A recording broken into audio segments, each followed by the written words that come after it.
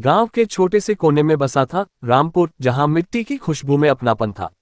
यही गांव था 75 वर्षीय दादाजी रामस्वरूप का, जो अपनी छोटी सी झोपड़ी में अकेले रहते थे।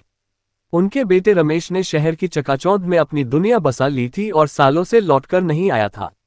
रामस्वरूप दादाजी का एक ही सहारा था, गांव के बच्चे। वे उन्हें कहानियां सुनाते, खेलते और स्नेह लुटाते।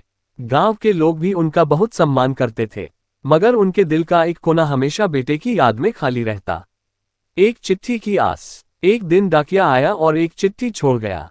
दादाजी की आंखों में चमक आ गई। क्या रमेश ने लिखा होगा?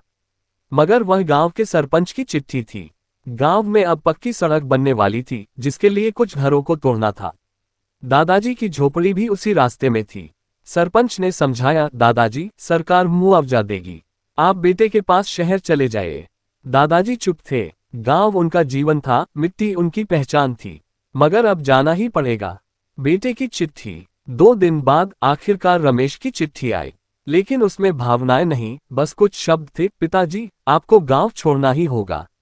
मैं आपके लिए शहर में घर देख रहा हूं, जल्दी आइए। दादाजी का दिल टूट गया। बेटा सिर्फ कागज पर जिम्मेदारी निभा रहा था, लेकिन रिश्ते की गर्माहट कहीं नहीं थी। उन्होंने तय कर लिया, वे गांव छोड़कर नहीं जाएंगे। गांव की अमानत। गांव वालों ने जब सुना कि दादाजी की झोपड़ी टूटने वाली है, तो वे इकट्ठा हो गए।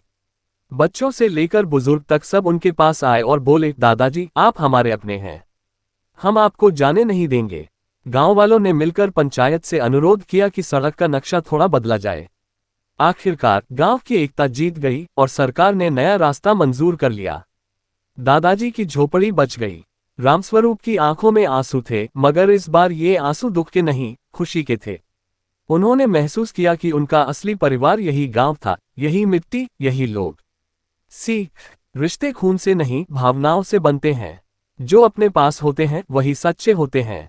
गांव के लोगों ने जो अपनापन दिया, वह किसी भी शहर की चकाचौंध से बड़ा था।